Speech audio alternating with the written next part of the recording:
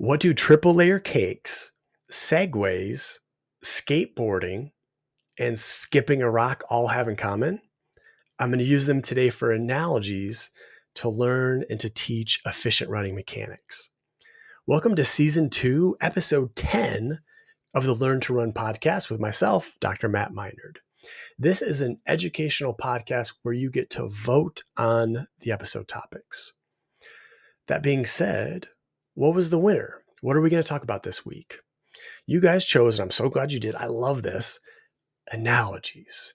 All about concepts, relating concepts into simpler ideas so we can understand some of these more complex ideas fast and implement them quickly. But this is such a broad topic that I want to break this up into 3 separate episodes, or a mini series, if you will, all about analogies. Today is going to be about mechanics, the technique of how you move your body forward with running. Next episode will be all about training, analogies for training, whether it's intervals, pace, how to run faster, slower, what causes fatigue, how can we prevent fatigue, everything about training. And then the final one will be all about injuries. What are some common injuries that happen? What are some ways that you can understand it quickly? And then most importantly, then how can we heal or take care of it on your own to get you back? So this episode about mechanics, there's going to be 2 main parts. The first part is going to be general. I'm going to go over 5 different ideas or concepts and 5 different analogies or comparisons. And then the second part is that we're going to put it all together with one analogy, step by step, of how to move forward. So first, the big 5, the 5 general ideas that we're going to go over are first, balance and posture. Then we're going to talk about leaning. Then we're going to make an analogy for propulsion, something a little different that I haven't used before, but same concept, same idea. The fourth is we're going to talk about gliding, moving purely horizontal, not up and down. And the final will be about landing. When you're airborne, as you make contact and load your body weight through the ground, we're going to make an analogy to be how to be as efficient as possible. And then we'll go into the step-by-step of how to put this all together. Foundational knowledge. Before we get into this, what's good to know and understand? Well, first, what is an analogy?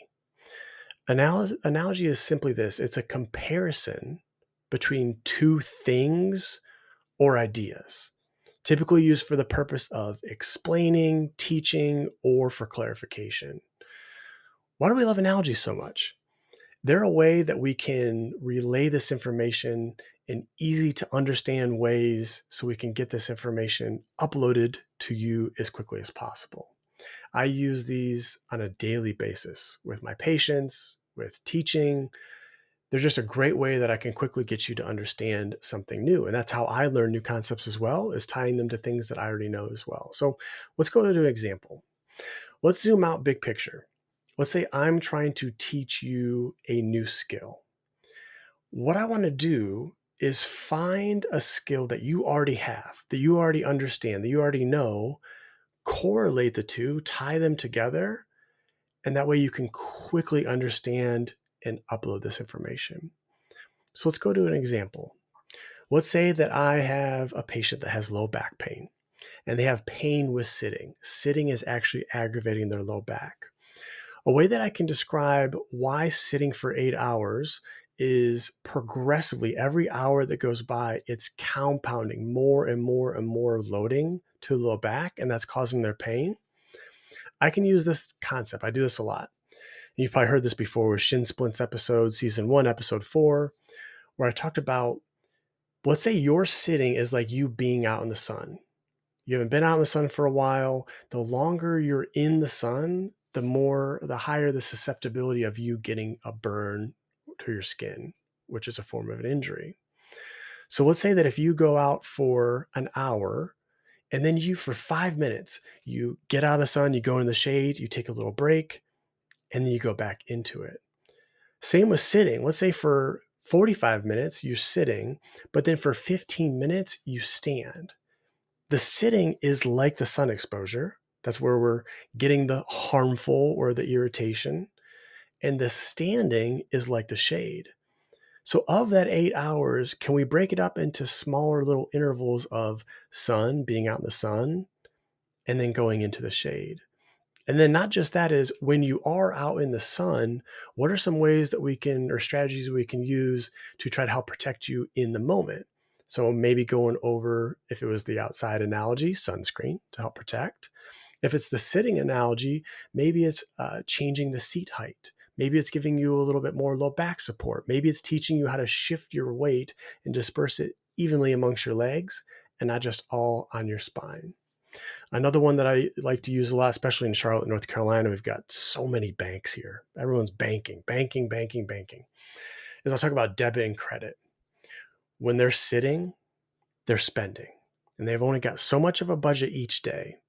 As they're sitting, the longer they sit, the more they're spending. When they stand, when they're not sitting, when they're not irritating or loading, time is healing and paying them back. So how can we balance this budget where we're spending less, paying yourself back more, and getting out of debt? The more in debt we are, the more pain that we're experiencing. So that's a common one that I'll use. Another one that I like to use is a lot of times with decision making.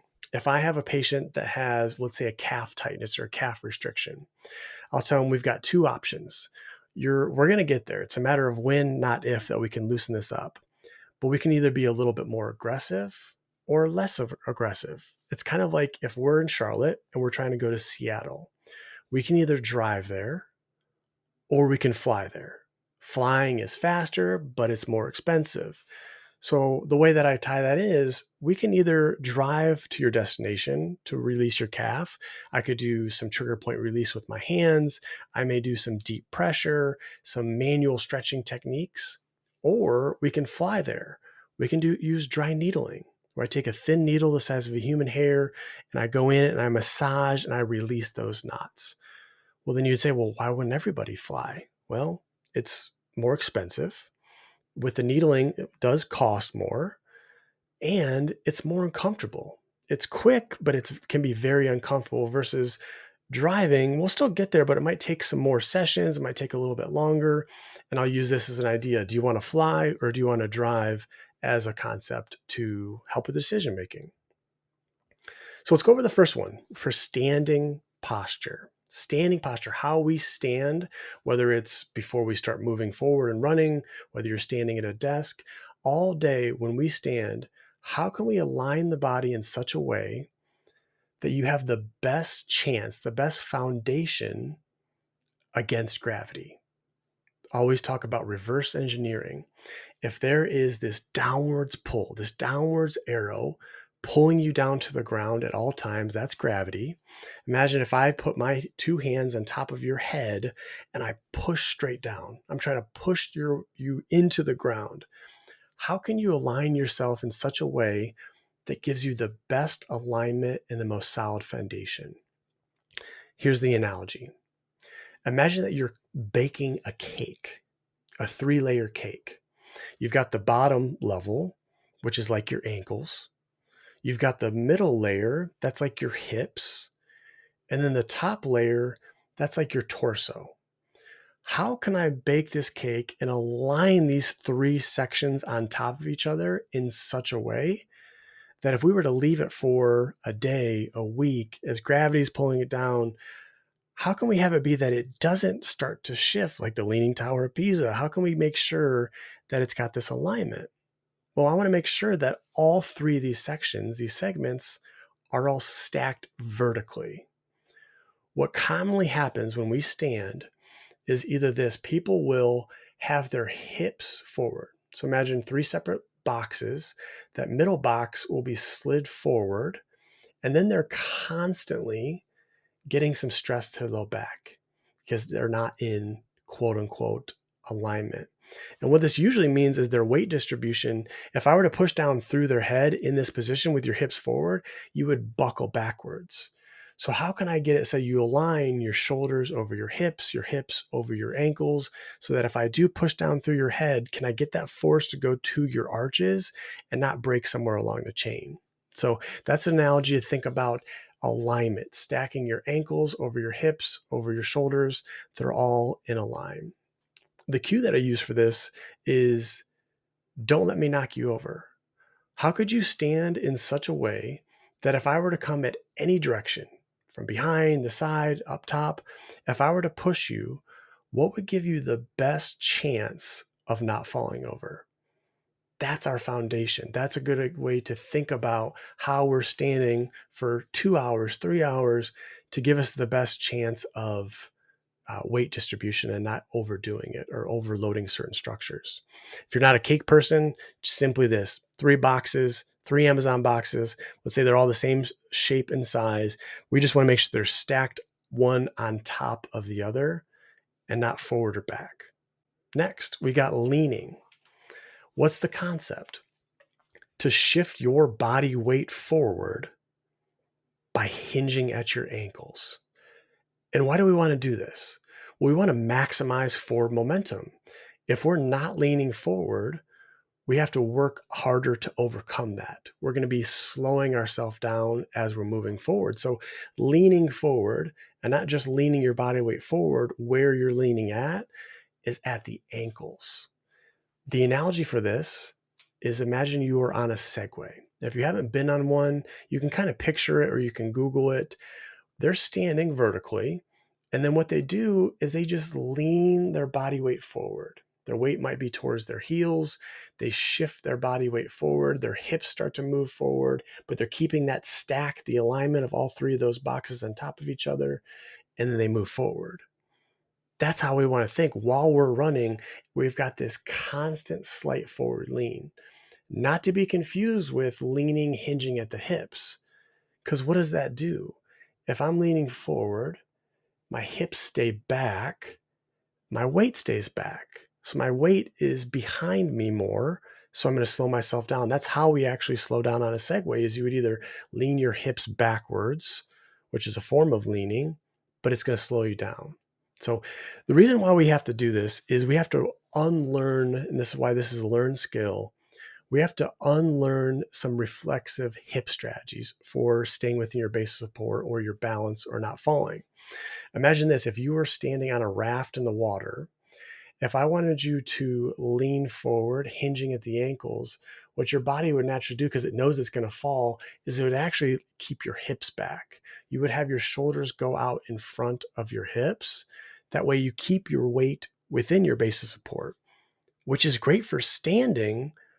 But if we're talking about moving forward, whether it's walking or running or any speed, we want to make sure that we're teaching this skill. Hey, it's okay. I want you to have your weight forward in your base support. If you imagine that if you were looking down and you had a circle all the way around your body, around your feet, we're trying to get it so you're comfortable with having your weight go forward on that surface without having your hips stay behind. So Segway to maximize forward lean. The cue that I'll use for people, in addition to talking about the Segway, is that hankle. Move your body forward, shift your body weight forward by hinging, folding at the ankles, the hankle. Next, forward propulsion. This is a new one. This is where I mainly talk about the canoe and a paddle and how you move forward as you put the paddle in the water and you push the water back. Same idea, but let's say it just a slightly different way. So again, the concept is how you move your body forward is I want you to push the ground backwards. This is Newton's third law. For every action, there's an equal and opposite reaction. You push the ground back, your body moves forward. Let's talk about skateboarding. I went through a phase when I was, I think, 12, 13, where for some reason I got into skateboarding. I would bang up my shins. I would try tricks. I wasn't great, but it happened. But maybe if you've never skateboarded, you can still picture this idea. How do you move forward on a skateboard? What do? Well, you put your foot on the ground, 1 foot still, your body weight's still on that skateboard, and you push the ground back. That's it. It's as simple as that. To move forward, you push the ground backwards. Same idea with running. How you move your body forward, the propulsion, the engine, is push the ground back. So the cue for this that I'll use is roll the world back. Roll the world back. By pushing the ground backwards, you'll move your body forward. Anything else that we don't need to do, anything other movement strategies we do, isn't going to go towards that goal, that principle of moving forward. And that's where we can start to even tie in some of this other stuff, which we will. If I roll the ground backwards, push the ground back, do I need to take my foot all the way off the ground really, really high up before I put the foot back on the ground and push back? It's kind of wasted energy to lift up, up, up with the leg when that's not where we're getting our power. We're getting our power and our speed from pushing the ground back. So roll the world back. Imagine like you're propelling yourself like you're on a skateboard. How about gliding, moving purely horizontal? This is where I'm going to use the analogy of skipping a rock. If you imagine I'm trying to throw a rock as far forward as possible in the water, knowing that every time the rock hits the water, it's going to slow it down, similar to running. But how can I have it hit the water in such a way that it minimizes the slowing down? Well, if I throw the rock more horizontal, it hits the water and then it comes off the water, but not a whole lot. It's moving more parallel, less perpendicular, more horizontal, less vertical. So if we were to see you running from the side view, ideally, can we have this gliding like you're skimming the ground, skipping a rock, not going up, down, up, down, up, down. And then what this does, this helps with that relationship between the ground and where our center of mass is. Being parallel help to promote this forward momentum. So gliding is like skipping a rock. The cue that I'll use for people is either one, can you run quieter? Can you be softer? And what that will do is just subconsciously, they'll choose to move more horizontal, not go off the ground. The higher they go off the ground, the further they come down, the more sound, the more impact. So either run quieter, or I'll say, I want you to try to transmit as little force downwards through the ground as possible. See if you can more push the force, push the ground backwards, but try to minimize pushing downwards through the ground. And so that will also help with that skateboarding analogy, the push with the tush, using the glutes to extend the leg backwards on the ground to move your body forward. So transmit as little force downwards through the ground as possible, which would in turn cause you to be quieter, be more horizontal, gliding. So what about landing? What about when you're in the air and you come back down to the ground? How can we land in such a way that the muscles are absorbing more of that impact? Every action equal and opposite reaction, like we talked about. The moment your body weight comes down to the ground, that same amount of force in the opposite direction is coming back up at you. So of that force that our body is going to be taking, one, we want to see, can we take less force? If we be more horizontal and we glide, we're going to set ourselves up for success and having less force. But also our muscles or our joints and our cartilage can absorb this force. Which do you think would be more advantageous?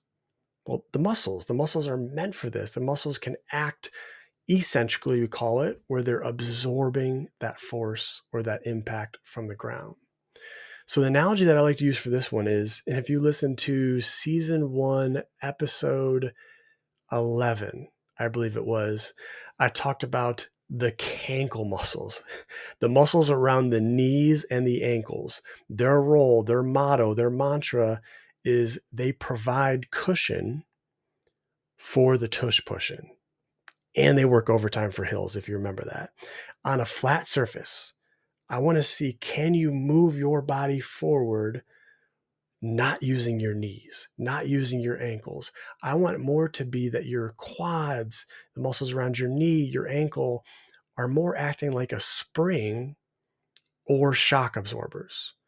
And this is why you can probably imagine why so many people have knee pain. They're using their knees, their quads, their ankles to push downward through the ground, and they go up And then they're also going to be using those same muscles with landing, and the knees are getting so much stress. So allowing the muscles to absorb the impact is acting like your quads are like a shock absorber.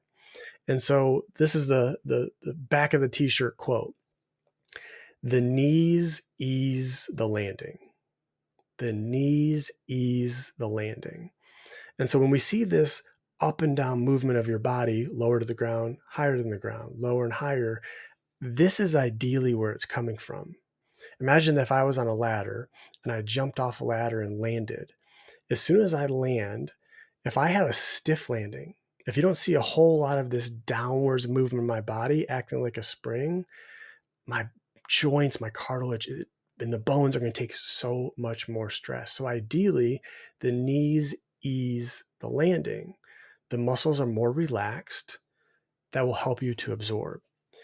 If you think of a muscle like a spring, if the spring is compacted and you have it all the way down, there's no space between the coils. When that lands, it's not going to do a whole lot for us to actually cushion, absorb that impact. Having the muscles be more relaxed, not shortened, is going to help you to absorb that impact. So the cue for this that I'll use is one, land quieter. Same cue can also help. Or I'll say, relax your legs on the landing. See if you can push the ground backwards, but then as the leg goes down towards the ground, keep it a little more relaxed. Allow the muscles to do their job. If they're tight and engaged before you hit, they're not going to do as good a job of easing the landing or absorbing. What I used to say, and I don't say anymore, is I would say, imagine like you were running on fire. Why do you think I don't use that anymore? Similar kind of concept of, I don't want you to spend too much time pushing your feet down. Ideally, we want to have this, less time with your foot on the ground in front of you. But why I stop using this is this kind of promotes this pulling or the pose method, which is exactly opposite of what I'm trying to condone, where they say pick up your feet and rely only on gravity to move you forward. What I found was if I have somebody imagine like they're running on fire, they were actually picking their feet up instead of pushing the ground backwards. So I don't use that as much anymore. I will use that if I'm teaching somebody just jumping in place, where they're just jumping up higher and landing underneath them, but they're not moving forward or back. I'll still use that cue of imagine like you're running on fire or you're landing on fire, because as soon as you land, then it's like you're going to try to get your body weight off of the ground to absorb that impact. Okay, let's put it all together. Step-by-step analogy. I'm going to do the same concept of putting this all together, but one's going to be on water, one's going to be on land. Some of you, it might click with one or the other or both, but we're going to go through this. So paddleboarding, that's the first one. Step by step.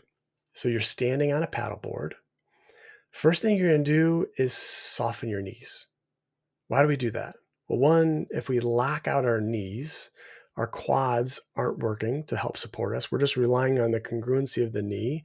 And then when it comes to that shock absorption component, we're not going to do a good job. So step one, looking straight ahead, you're on the paddleboard, soften the knees. What do you do next? Lean forward. Shift your weight from your heels more across your arch towards the balls of your feet, but keeping your heels down. So now we're leaning forward. The next step is how we move. We push the water back. The paddle is in the water. Push the water backwards. That's like your leg that's on the ground. Next step is having some patience. These next two go hand in hand, patience and skimming. Patience is as soon as you push that water back, allowing some of the work that you just did to happen.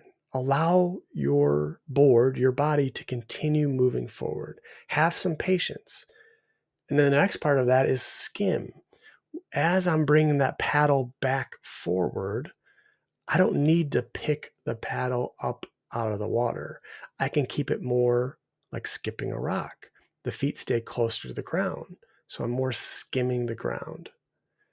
And the final is the landing. I don't want to land with that paddle or reach that paddle out in front of me. I've got that lean. I've got my knees softened. I'm trying to match the water, just place the oar into the water, keeping the arms a little more relaxed, and then push back. I don't want to stab the ground. I don't want to hit the ground hard with the paddle in the front. Having some more of that soft landing and push the water back. So again, stand, soften the knees, lean forward, push back, patience, skimming, land. I hope that was helpful. If not, let's try this. Skateboarding, same idea. You're standing on a skateboard. You've got one foot on the board, one foot on the ground. First thing you're going to do is just soften your knees, just lowering your body closer to the ground. And we're maintaining that. Next, lean forward. Lean and shift your weight forward. Now we're holding this position the whole time. And now push the ground back. Your foot's on the ground. You're using your hip muscles to extend your leg, pushing the ground backwards, and you'll move forward on the skateboard. Patience. Allow some of that forward momentum, that forward movement to happen while your skateboard and your body's going forward. Having that patience. Skimming the ground. The foot doesn't need to come really, really high up off the ground, especially if we're going to be skateboarding or running for a long, long, long period of time. We want to conserve energy and not use muscles that we don't need to. So skimming the ground with the foot. And then when we land, I don't want to have my foot land out in front of me on that skateboard on the ground. That's going to slow me down. But the thing that's nice is because I have that lean, I'm already kind of setting myself up for success where it's harder to land and load in front of me or overstride or slow down if you are maintaining that lean. So softer landing as your foot hits the ground, then the tensioning of the hip happens and you push the ground back. Patience, push. Let's go over a quick summary. The 5 things we talked about were standing posture, leaning, forward propulsion, gliding, and landing. We talked about standing posture, aligning your body in such a way that maximizes your foundation, your base against gravity. Don't let me knock you over. Can we line those 3 layers of the cake or those 3 boxes stacked vertically on top of each other first? And then can we maintain that while we lean? That's why we teach standing first and then leaning. We don't want to lose that stack. If we are losing that stack, that's where somebody is going to be leaning forward, hinging at the hips, that middle layer stays back. We want to make sure that we're keeping that alignment, hinging forward at the ankles like you are on a Segway. The forward propulsion, how you move forward, like skateboarding, push the ground backwards, you move forward. Anything else is unnecessary. Gliding, skipping a rock. Can you stay lower to the ground and move purely horizontal, minimizing this up, up, up in the air and down, staying more skimming the ground?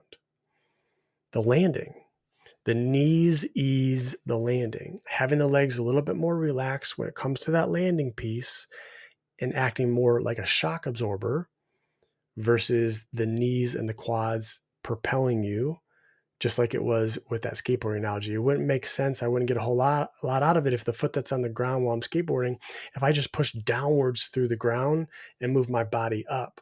It's wasted energy. That's not in line with the goal. Then we talked about the step-by-step, whether we're paddleboarding or skateboarding, of first softening the knees to lower the self a little bit lower to the ground, trying to maintain that height the whole time, leaning the body weight forward, and then the propulsion piece, push back, patience, skim, land, and repeat. Have you heard the news? The Learn to Run Club is heating up. I've updated all the training plans, including mobility and strength training routines with videos and instructions incorporated into the training plans.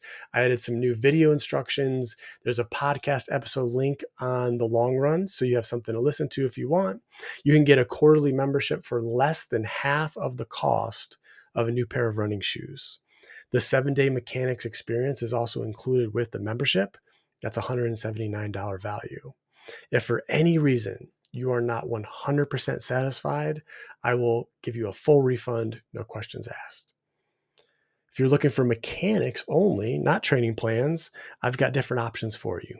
You can use the tennis ball necklace to learn 3 skills, or there's that 7-day mechanics experience where you break it into 7 individual skills you learn over 7 days, 10 minutes a day to learn these concepts. I also have available one-on-one virtual mechanics assessments where I show you how to video yourself, you upload it, you send it to me, we do a Zoom session, and we go over it. And there's a discount for that for Learn to Run Club members. Please, if you've ever found this podcast valuable or helpful, if you could please share it with your friends, rate it and review, that would really help me a lot and to grow and to reach a wider audience. Until next time, bye.